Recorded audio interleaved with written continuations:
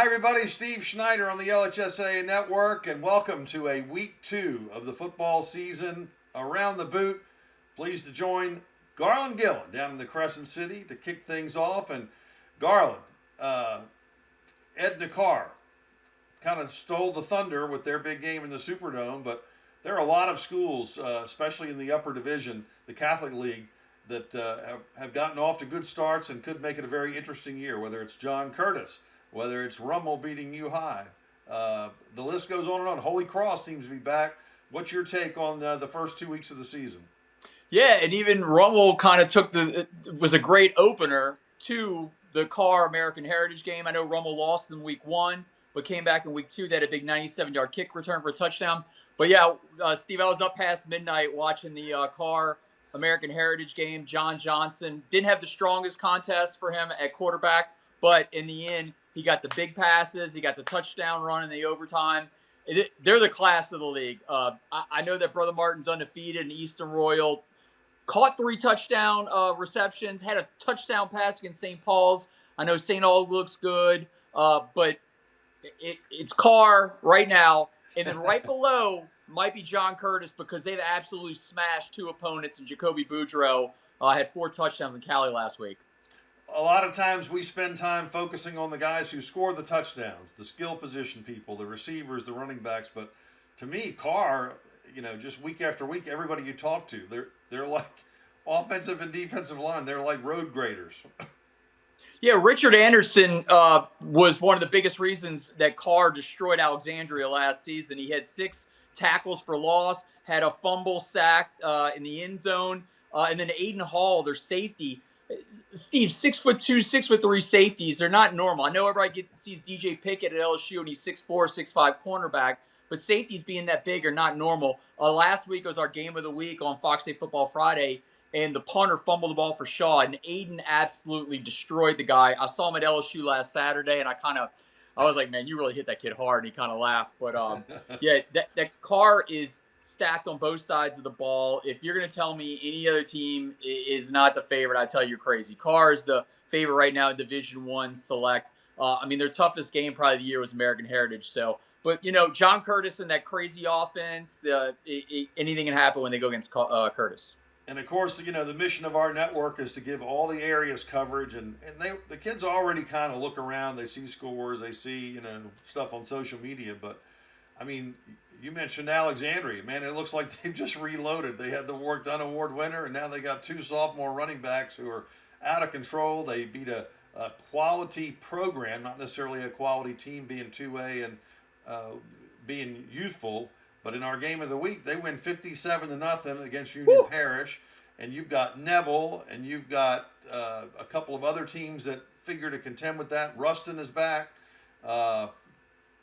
It just seems to me that all around the state, everybody's looking at what other people are doing and just trying to be that much better.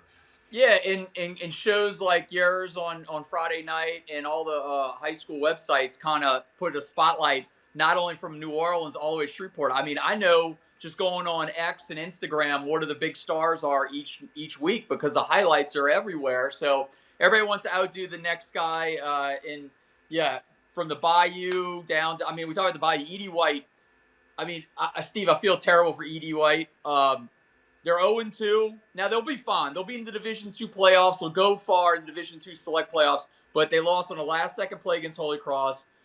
They had 4 picks. They intercepted Taylor Norton of Jesuit 4 times last night, and they forced a fumble return for a touchdown. They forced 5 turnovers and still lost to Jesuit by 3 points.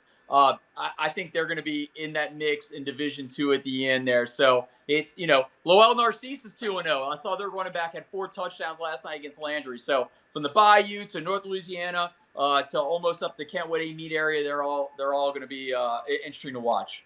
And of course, the old adage is defense wins championships, and certainly we saw that in some of the big games, especially last year's championship Saturday with Central shutting out Ruston, and Alexandria barely could score against Carr. But you just glance I was scrolling through scores, and it's 56-34, 36-35, 50-44, 63-42, 63-28. Like, it's video game type numbers. Where is the defense going to come from or show up? And you had some games that had, you just mentioned 5 turnovers for one team on its defense, and of course Ed Carr, they won in overtime, but it was a 24-17 game, which is really more what it probably should be if you're playing quality football. Yeah, Steven, I think a lot of these high schools run tempo offense where they run a play, they get back to the line, run the play, get back to the line. And these high schools, you got on defense, you might have like 5 or 6 kids that are like legitimate stars on the teams. They don't have any backups, and these kids are gassing out in these contests. And those scores start racking up. I mean, some of those scores last year, Steve, in that district in North Louisiana with Airline, in the 70s, Street, in the 60s, at least 40 every game. Yeah, I think the defenses are just wearing down because I think these offenses are getting so smart and getting so complex. The game I was at last night, both teams ran to the line right when they got the ball, and the defense is gassed out in a lot of these games. Garland, it's basketball on grass. Not just the philosophy, not just the tempo, but the points scored many times better than their basketball teams can do. Appreciate you being on the show, man, and we'll see you again real soon. You got it, Steve. Thank you, Garland. More of the show right after this.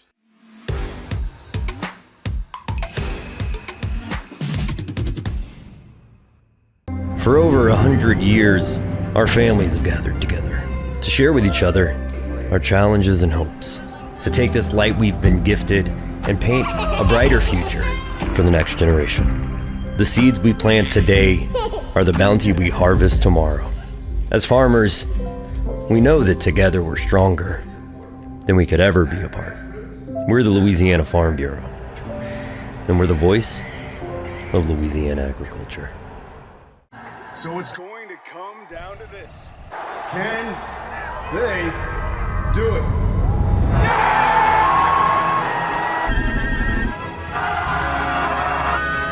Oh no, they missed it! Wait a minute! There's a flag on the play!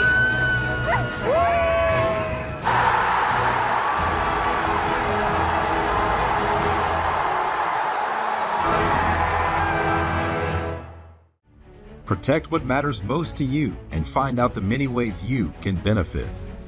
100% free tuition and fees to all state colleges. Job training in over 150 different career fields, healthcare, pay, and much more. The Louisiana Army National Guard, part-time service with lifelong benefits. Find out more by visiting www.lang-recruiting.com.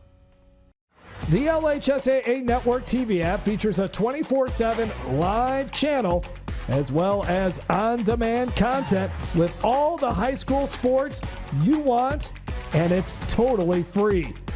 The app is available for download on TV-connected devices, including Roku, Apple TV, and Amazon Fire TV. It's the only place where every day is game day. Download the LHSAA Network TV app today.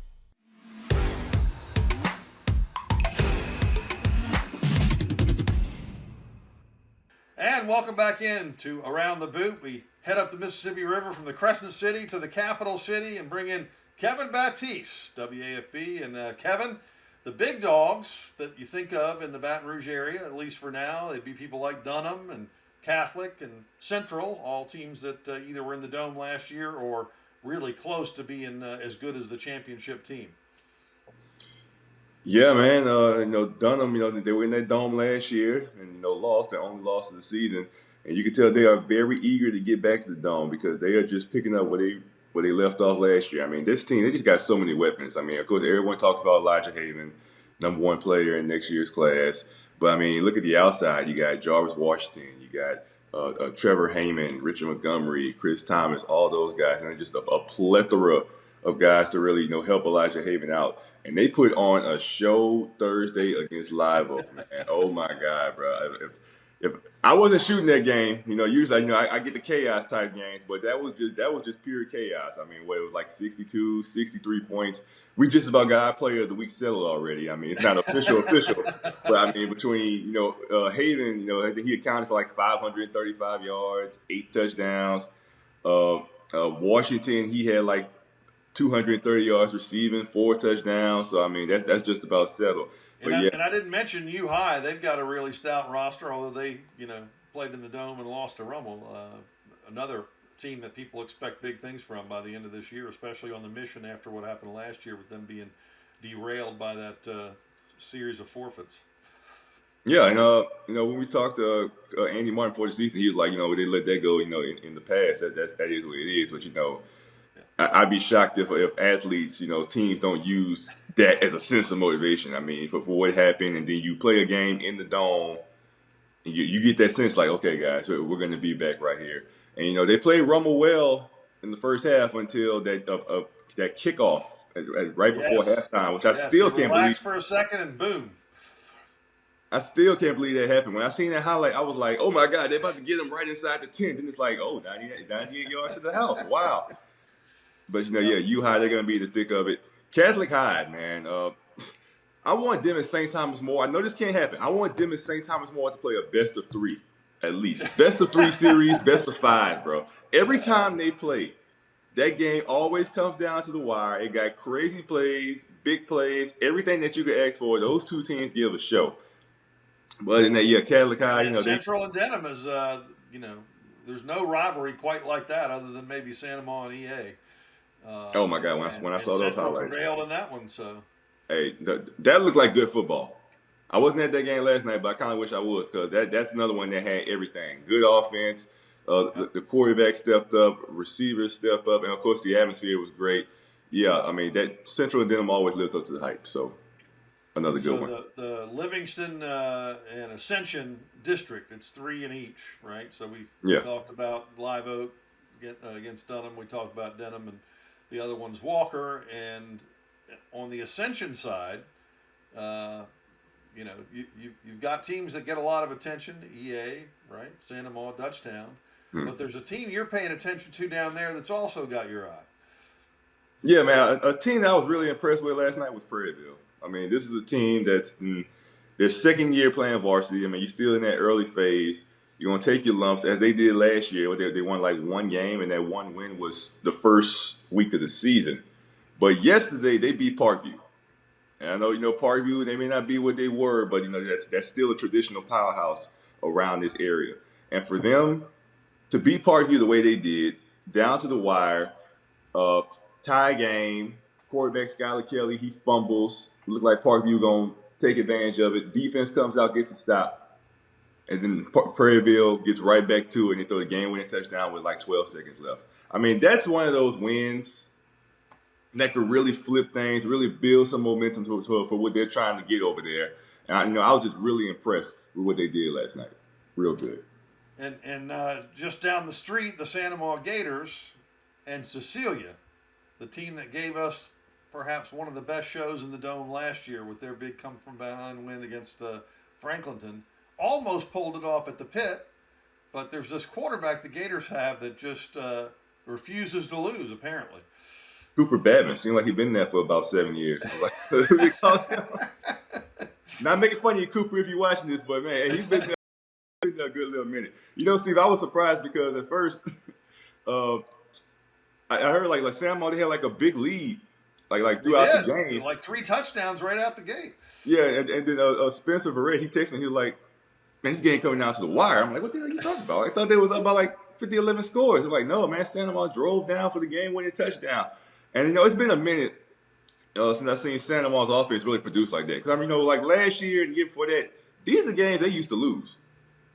Come down to the wire, this play, that play, ball bounces this way. And AFK was our game of the week last year. Same kind of game. And they exactly. Made a great play. Looked like they were going to win, but then they gave up a return and a field goal and loss. So exactly. And I guess when you go through those games, I guess that those are more growing pains. I guess you learn how to finish. And the game against Cecilia, a state championship team, I mean that's another momentum building thing. And this Santa Monica offense, I mean, the pace they're on, they're going to be a problem. Yeah. I mean, and just note to folks out there, Coach Oliver, who's coached at the college level, is the head coach, but he's sitting in the press box now and has a really good look at the field and the play calls, and I think that's making a difference. Yeah, sure is. I mean, hell, these two games so far, I think they're averaging like what 55 points. I mean, you go on the road up to I think it was what Bird or something. They played Yeah. last week. Yep.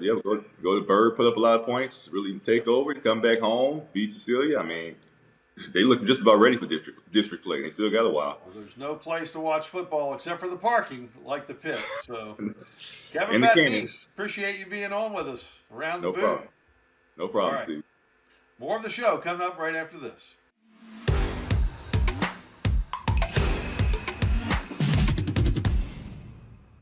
At Auctioner, we know healing is a team sport. That's why we've partnered with world-renowned orthopedic surgeon Dr. James Andrews to create the Auctioner Andrews Orthopedics and Sports Medicine Institute. Whether you're a professional athlete or a weekend warrior, our team of specialists are dedicated to getting you back in the game. So whatever your reasons are for reaching your personal best, we've only got one: you. Auctioner Andrews Institute. Long live you. The start of school means the start of new sports seasons, which unfortunately can mean injuries. Too often, sports injuries are treated with opioids, leading to addiction among our youth. And drug addictions can cause overdoses and deaths. If you're injured, ask your doctor for medicines and therapies that don't use opioids. And if you're struggling with opioid addiction, we can offer treatment. Opioid addiction is a losing game. You can help. Learn more at realhelpvr.com. That's realhelpvr.com. For over 100 years, our families have gathered together to share with each other our challenges and hopes, to take this light we've been gifted and paint a brighter future for the next generation. The seeds we plant today are the bounty we harvest tomorrow. As farmers, we know that together we're stronger than we could ever be apart. We're the Louisiana Farm Bureau, and we're the voice of Louisiana agriculture. If you want to break the rock, you need to make yourself indestructible. If you want to play between the hedges, you need to work out there, up there, down there, everywhere. If you want to reach the win bar, you need to lose sleep, lose count. You need to play every game like you got nothing to lose.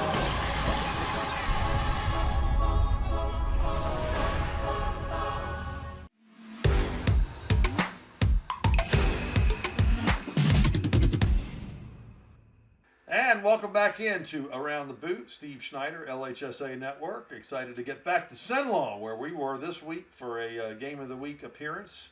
Of course, the Ash Trojans keeping their good thing going despite a turnover on a lot of the roster. And Harrison Vapnek here to talk about those and so many other teams that are making news in the Cenlaw area. Harrison, 57-0. Now, Union Parish outclassed in terms of size and the roster and some inexperience. But that's a quality program. And what exactly did you take away from just a dominating performance by the Trojans?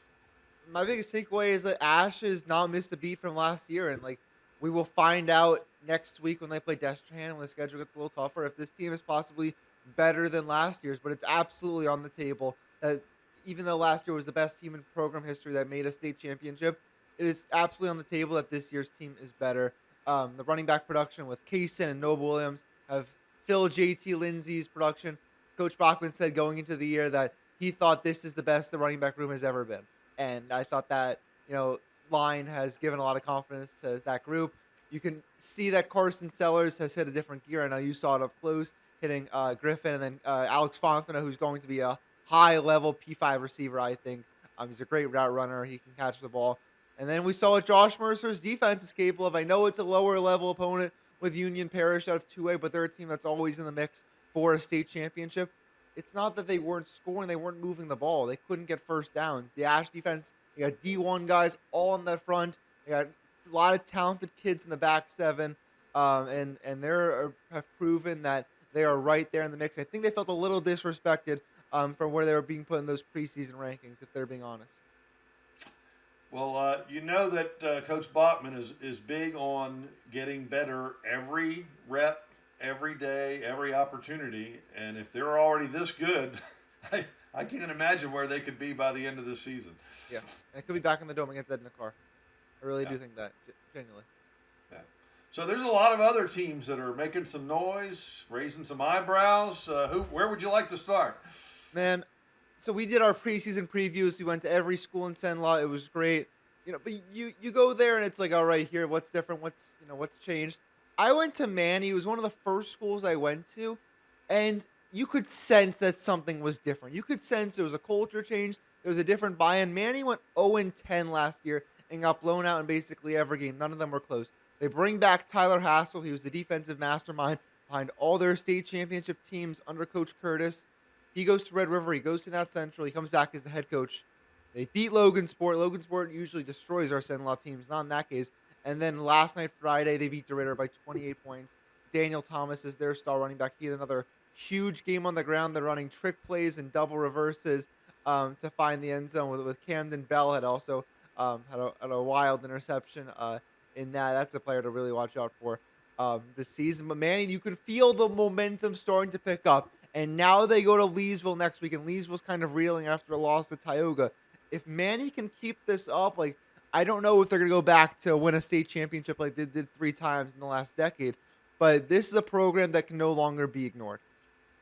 Manny is back. They put in the work this summer, changed the culture, did the hard, transformation, and now we're getting a chance to see it. Who else do you like?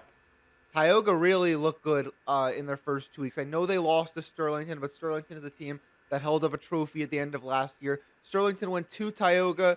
Tioga had a lead going into the fourth quarter. Sterlington cashed in on a couple turnovers. They win that game by 13. Last night, Leesville, a team that played in the state semifinals out of 4A, comes to Tioga, and it was 35-0 at halftime, and Tioga goes on to win 56-20. Kenny Ponte, the running back, 3 touchdowns. Kervin Johnson, who in the last week committed to Louisiana Tech, he had a couple touchdowns. Case Malone isn't, the world's greatest quarterback, but he's a senior. He's been through it all for many years. He knows what he's doing. He doesn't make a lot of mistakes. They are very, very good up front in that offensive line. They did not allow a lot of pressure.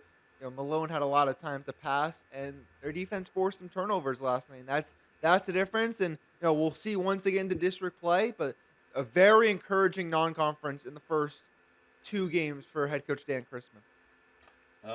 The offenses are definitely ahead of the defenses in most cases. Oh, yeah. Between Grant having 10 touchdowns by one player last week, and you just mentioned all the points that are being racked up by some of these teams. And I saw Grant last night. They hosted Buckeye. I think Buckeye heard the noise about how good Ahmad Sykes was all week, and Ahmad Sykes did not find the end zone. Buckeye wins that game. I think it was 39-7, something like that. Buckeye's defense, I think they were playing a little chip on their shoulder. Everyone wanted to talk about how good Ahmad Sykes was, and respectfully so, when he scored 10 touchdowns, and everyone in the LHSAA network and the articles wants to write about you. I think Buckeye and their head coach, Aaron York, I think they told their team how good Ahmad Sykes was, and their running back Preston Willis ended up going for 4 touchdowns or so, and Colt Vercher back at starting quarterback played well. Buckeye, they had a big jump in their first year under Aaron York. And they're looking like they've carried that momentum. They're 2-0. They got a huge game with Menard in a couple weeks.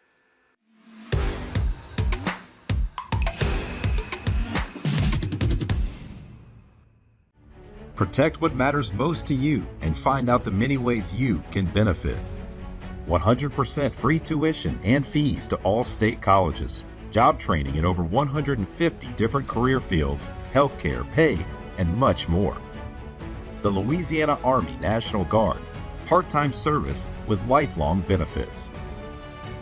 Find out more by visiting www.lang-recruiting.com. At Breck Golf Courses, we focus on the highest level of play. That means award-winning courses, state-of-the-art practice facilities, unique shot-making opportunities, and tournament-level playing experiences. With 2 championship courses located in the parish, Beaver Creek and Santa Maria courses make the perfect setting to test your golf skills. Find your next hole-in-one with Breck Golf. So it's going to come down to this. Can they do it?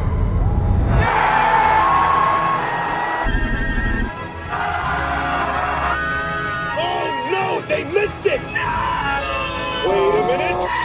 There's a flag! flag on the play!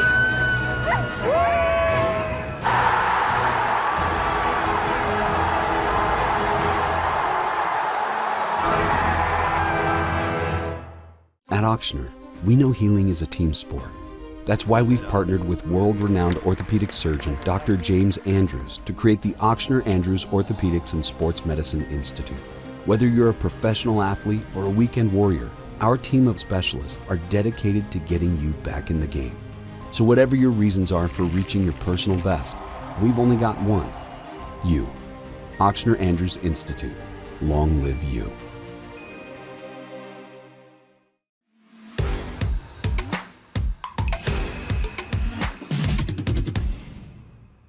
And welcome back to Around the Boot. Steve Schneider with our final segment, Baton Cleanup. Ryan Blakely, new to the Around the Boot family over in Lake Charles, KPLC. Ryan, welcome to the show. And you haven't been there long. Just tell us a little bit about arriving in Lake Charles and getting right to work. Yeah. Thanks so much for having me. It's been awesome coming here working for KPLC. I can't thank them so much for the opportunity. I just graduated from Mizzou in May, and so getting here for my first job right out of school has been incredible. I love the people here. Really, just seeing them on the street and just seeing their feedback and everything that's from what I've been doing so far has been um, just kind of just an awesome first step and really kind of solidifying like why I wanted to do this and why I wanted to go into this field and cover high school football and the high school football season has been crazy for the first 2 weeks, just getting the schedules all in and everything, and I've had a Yep. blast. So we just had Harrison on. Of course, he's also a Mizzou broadcast Yes, he program is. Yes, product, he which is is. a tremendous school and has hit the ground running. And we've built a good relationship with him. And I'm sure he probably gave you a little bit of a lay of the land. But when you get to Lake Charles and you kind of see the community trying to come back from, years of devastation and getting back on their Yeah. feet and everything, what are some things that you found right away? Some programs, some coaches, some athletes that really intrigued you right away? Yeah, I mean, Lake Charles, McNeese is big here, and I think that really coming here and seeing the McNeese program, how they've really built it up, especially after the hurricane, and now they just got their naming rights deal with Navarre Stadium, and how that athletic program is um, really building and really becoming something special. Maybe even can see them in the FBS. Maybe they might sneak into the Sun Belt here in a few years and really take their place to the next level. I think that's been really cool to see. I think there's a lot of, especially with the basketball going to March Madness and stuff, has really helped the program um, kind of take off. And now with Matt Viator back, one of the Hall of Fame coaches, back in coaching, head coach, there's a lot of excitement around this football season as well. One of the videos you sent us for Friday night in the boot was this incredible comeback.